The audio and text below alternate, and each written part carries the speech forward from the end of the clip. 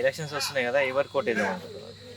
Election అంటే ఇప్పుడు ఊపు మీద ఉన్నదే బీజేపీ ఉంది, బండి సంజయ్ ఉన్నది.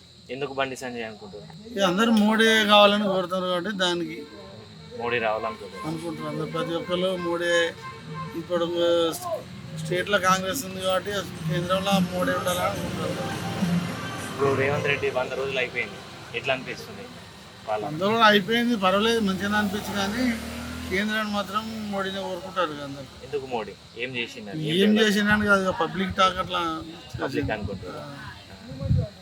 రామ మందిరం కట్టింది దాని మీదే హిందూ అనే దాని మీద ఒక కాన్సెప్ట్ పెట్టి.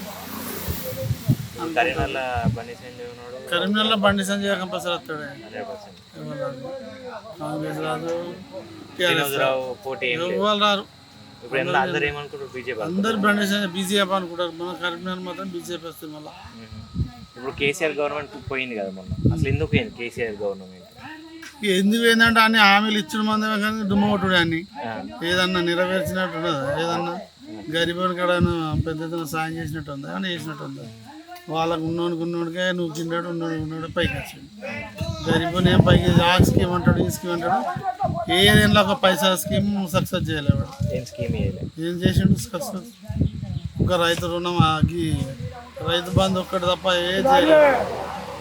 పింఛన్ వచ్చినాయి, ఇక పింఛన్ వచ్చిన వాళ్ళకి వచ్చినాయి పింఛన్. ఇక పింఛన్ ఈ రోజు కదా ఏ రోజు సందో వస్తున్నాయి. అవి 200 పింఛన్ అప్పటి కూడా వస్తున్నాయి. అవి ఈ పెంచుకుంటూ పోయిండు అంతే కదా. ఇక్కడ గంగుల కమలాకర్ ఉండే కదా ఎమ్మెల్యే గంగుల కమలాకర్.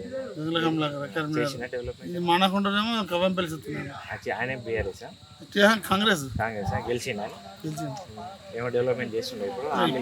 ఇప్పుడే హామీలు ఇచ్చారు కానీ ఇప్పుడు కోడని కూడా ఎన్నికలకు కూడా పడుతుంది కదా. కొన్ని ఇచ్చిండు. ఇప్పుడు కరెంటు 200 యూనిట్లు అనేది మాఫీ ఇచ్చిండు కదా, జీరో వచ్చింది.